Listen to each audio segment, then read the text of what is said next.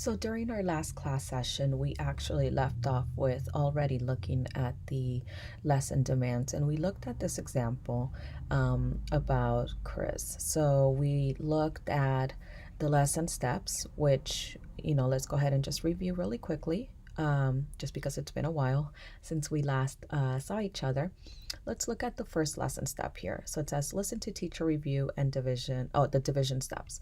So for Chris, he will encounter a challenge. This is considered a mismatch because his neurodevelopmental profile um, tells us that he often is off task during teacher instructions. So, if you may recall, we went ahead and discussed what would be some supports that we would be able to provide for Chris so he can access the curriculum.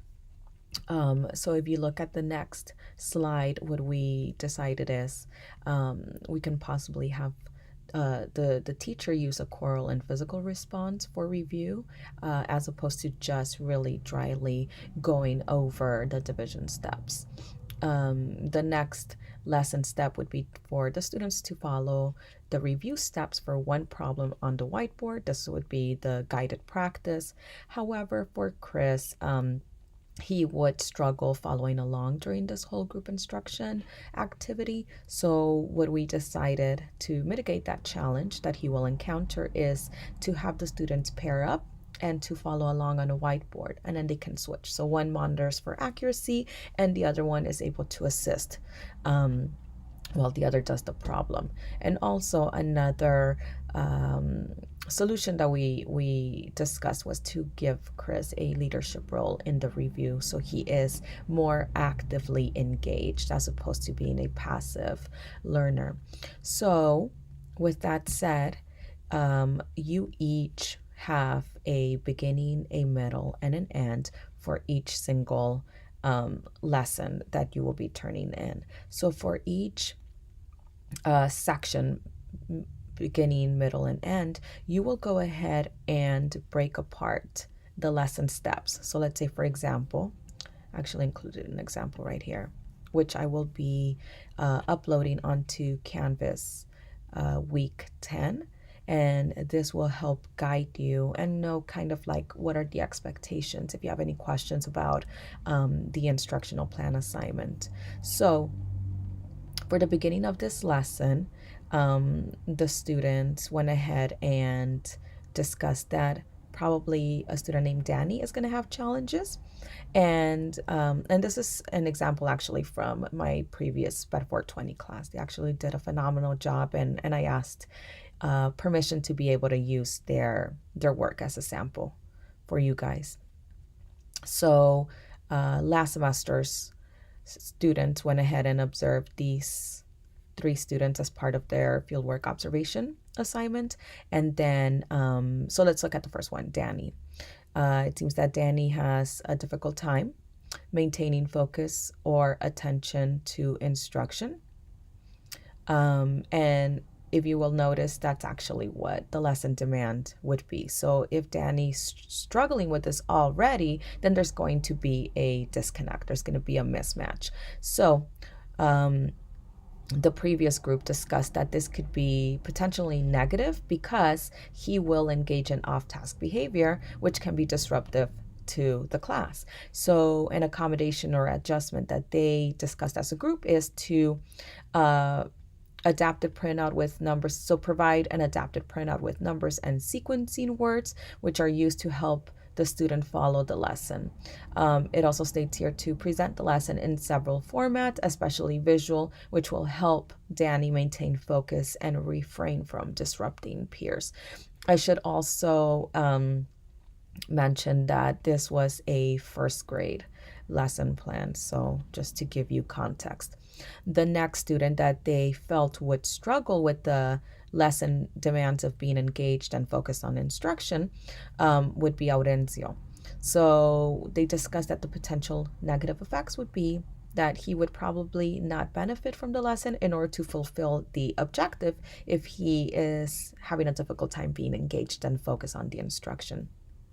Therefore, their accommodation or adaptation that they would implement to ensure that Aurencio accesses the curriculum is to present the lesson in several formats, to provide YouTube, reading, provide visuals, in order to keep Aurencio engaged, and also asking questions that relate to the story, and then kind of relating it to his personal life experiences, such as, have you ever seen a caterpillar? And if I'm not mistaken, they were introducing Eric Carle's caterpillar story.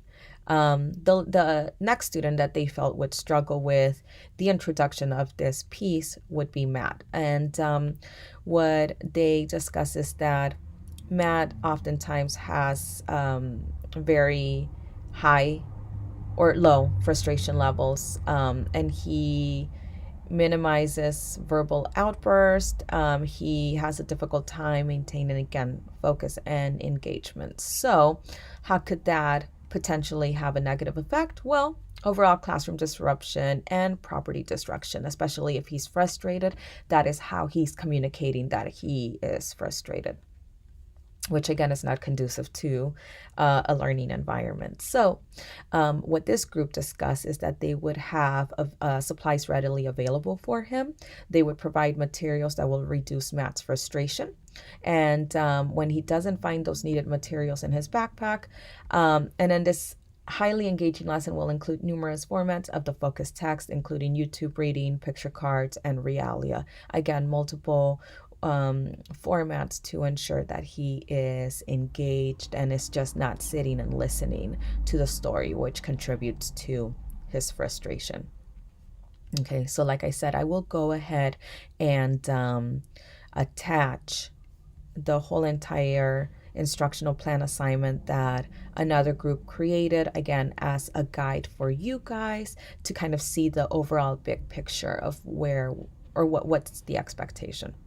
Okay, next, we will go ahead and do an activity.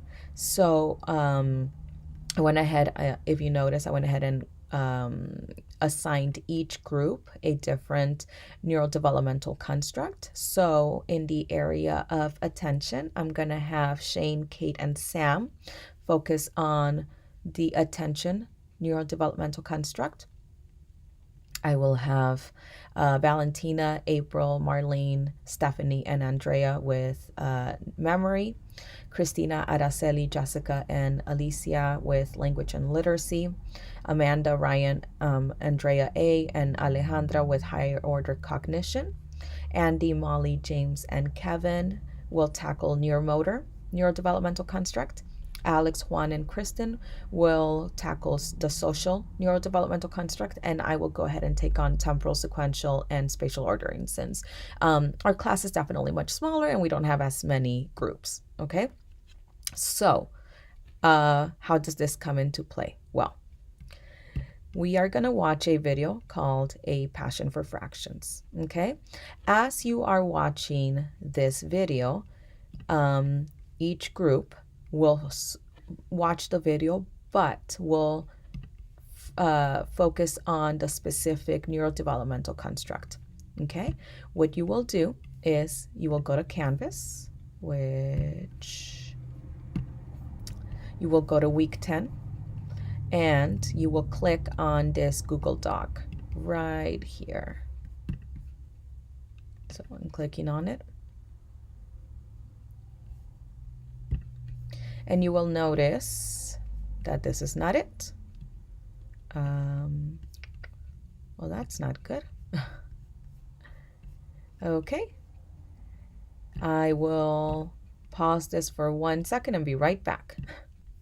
Okay, I am back and I was able to fix the glitch that we encountered. So again, you will be going to week 10. Accommodating work, and you will click on the Google Doc that I went ahead and linked here, and you will notice that I also wrote the names of the students that are responsible for each neurodevelopmental construct, and those are in blue. So as you are watching A Passion for Fractions, you will go ahead and, like, let's say, for example, Shane, Kate, and Sam, you will write down the demands that are associated with that construct. In other words, what do the students need to have in regards to attention that will help them access the curriculum. Okay, and what skills do they need? So the demands are during, let's say, for example, the beginning or the introduction of the lesson. What do they need? What are the demands? So they need to be able to uh, focus on the teacher. They need to ensure that they are focused on the lesson at hand, as opposed, and they need to be able to um, not really focus on external stimuli that may distract them from the lesson. So you guys are simply focusing on, again, that neurodevelopmental construct that I assigned, and then we will then have a nice uh, compilation of all of this. Okay, so we are going to go ahead and watch A Passion for Fractions, and I believe it could be anywhere. I think it's 14 minutes if I'm not mistaken. So let me go ahead and pull the movie up.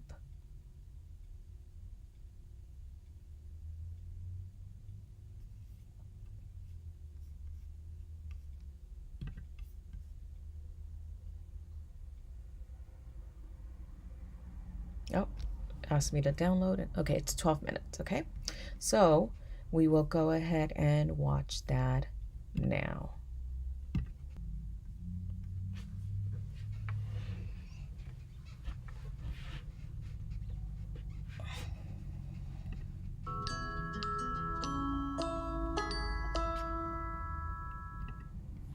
I am Becky Pittard. I teach 4th and 5th grade at Pathways Elementary School in Ormond Beach, Florida. Today's lesson, we're going to focus on a passion for fractions.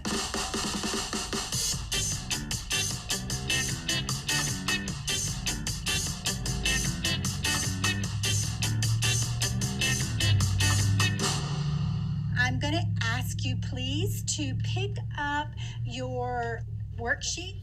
We built the lesson around a story that the children were going to run our track here at school, which is 3/4 of a mile long. After you run 2/3 of that 3/4 of a mile of that track, we're going to post a riddle. And now we're wondering, how much of a mile is that 2/3 of the way around the track? The student's mission was to figure out what part of a mile is that 2/3 mark. Your job this morning is to look at these representations and find out which ones are accurate, they're true, they're good, they're useful, and which ones are not accurate. 4 different representations were given to the students because different people see drawings differently. So one representation might make sense to one child, but the other representation might make sense to another child. So that was another reason for putting all 4 on one sheet of paper, giving them different entry points to understanding this idea. What are you trying to find out? Give it to me simply. Varun, what are you trying to find? We're trying to find out how much the 2/3 of the 3/4 is. So we're trying to find out where the riddle will be in the whole mile. Ah, okay. So that is what we are trying to find out. What information in our story is going to help you find that out? Miss Courtney. Definitely the fractions. That way you know what numbers you're dealing with. Okay, which fractions is that? The 2/3 and the 3/4. Okay, very good. All right, then this is going to be your think time alone. Look at those. After we've analyzed the story and I feel that the children understand their mission with this story, then I encourage them to use individual think time.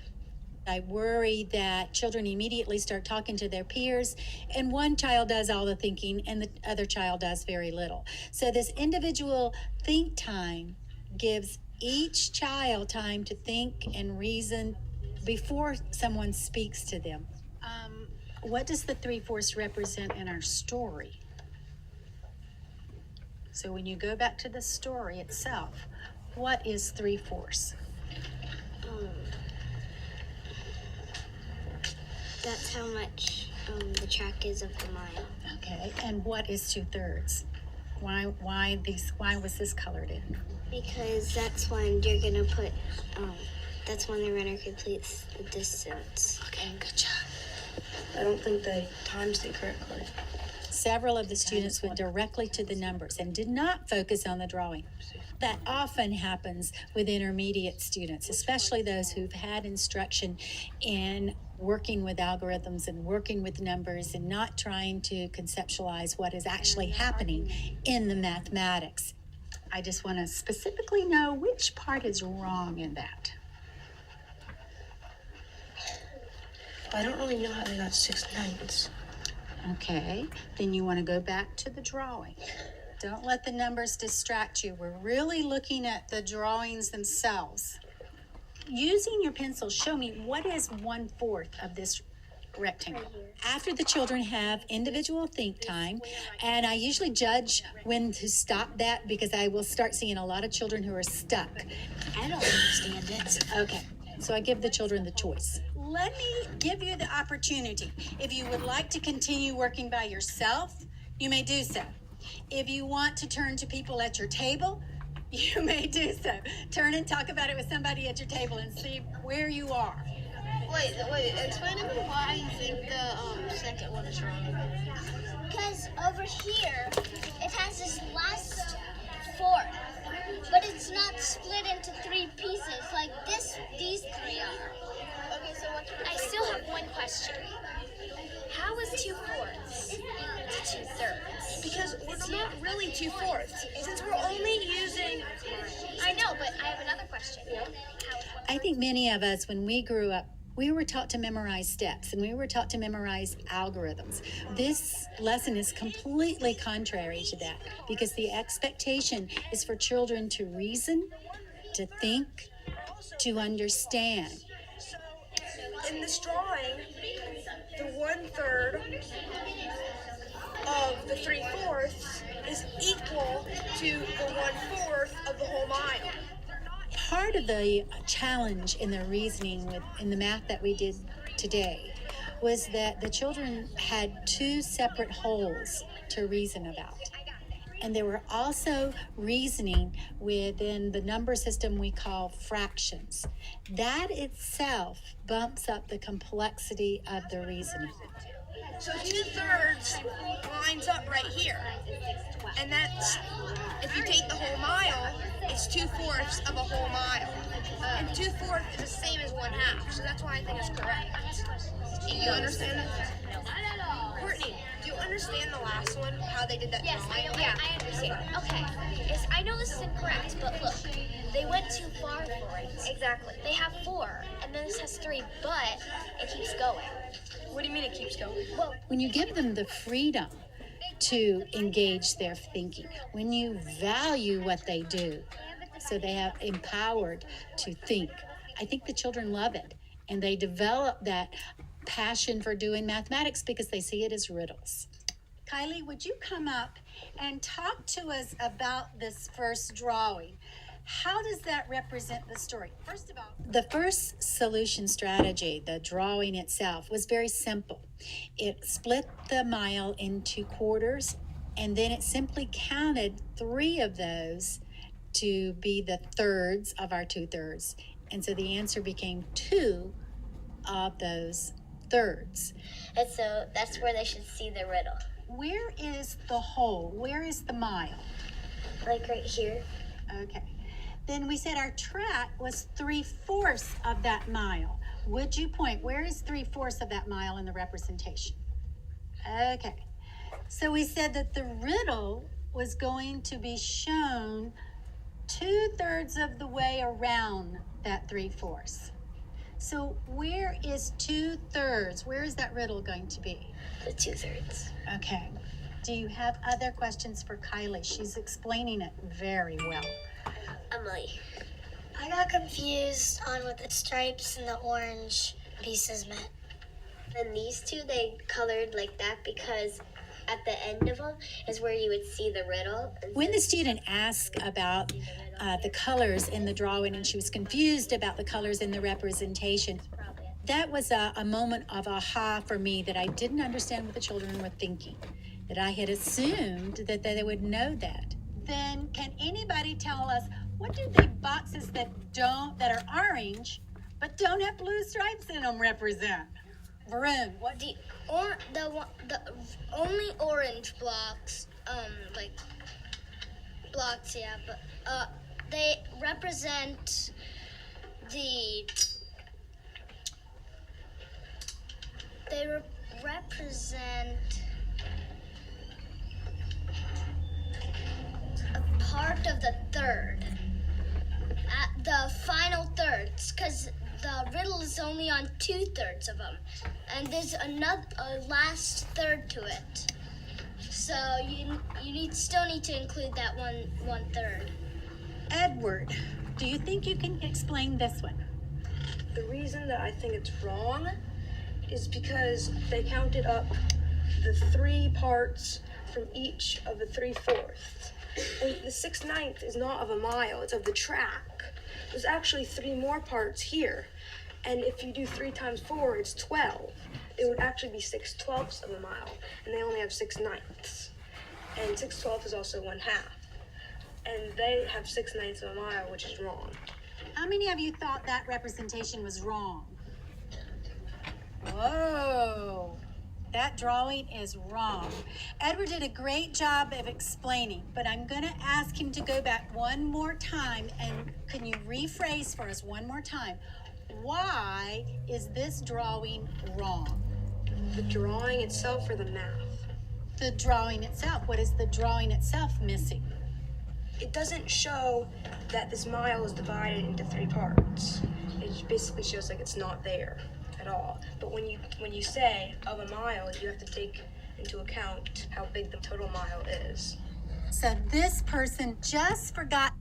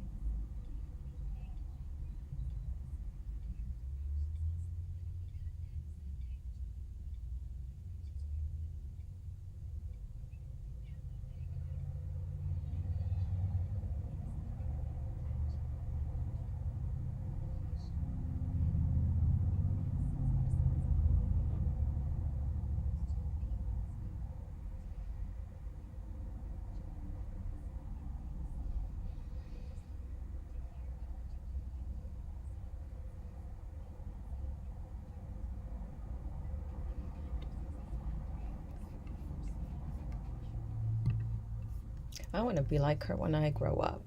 Just putting that out there. Okay. So hopefully you were jotting down demands that were specific to the neurodevelopmental construct that you were assigned. And so what I would like you to do is to kind of just discuss your thinking with your group, and this could be via email or when you guys see each other next week. But what skills were needed in order for the students to be successful with your specific neurodevelopmental construct? Again, you're going to go to the Google Doc handout right here, and you're going to go ahead and fill this out in the hopes that we piece together all of the neurodevelopmental constructs that are needed for this one lesson. Okay?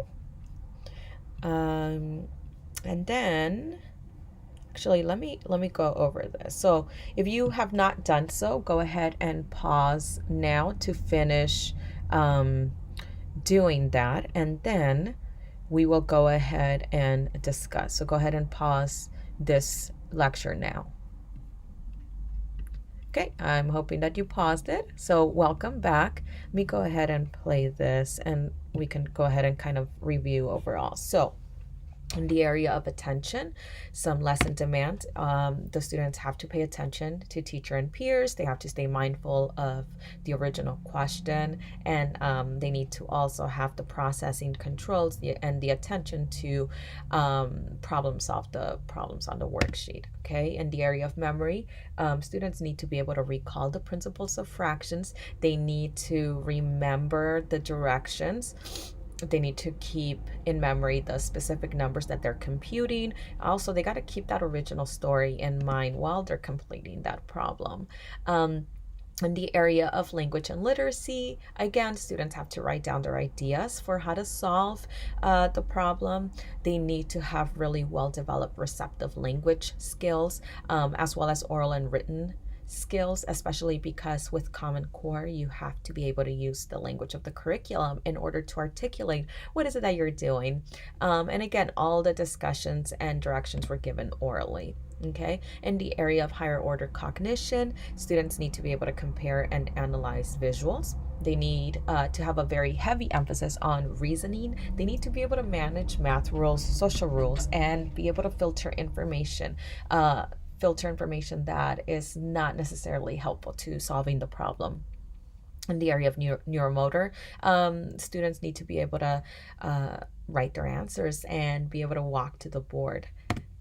In the area of social, again, students need to be able to stay on topic. They need to express their frustration in a appropriate manner. They need to seek out support from peers. They need to be able to advocate when they need help. And they also need to be able to work together to find meaning and have really well-developed conversation skills.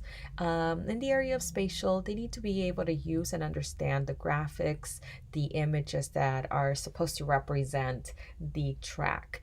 And for some students, that's very difficult because that is very abstract. And then finally, in the area of temporal sequential ordering, students need to be able to provide a clear beginning, needing to know which steps to address first, and what steps to follow in order to use a formula, organize ideas for verbal explanation. So as you can see, there are a lot of demands that are placed on students in order to be able to just succeed and access one lesson. Okay, so with that said, what I would like you to do is to go ahead and identify and discuss the aspects of your specific lesson that you have been working on with your group, in which your students are likely to do well, and then which aspects might cause them to struggle, and then the areas that you feel the students will struggle in. That is where you're going to go ahead and provide accommodations, modifications, or assistive technology, which is going to be the next section that we will be covering.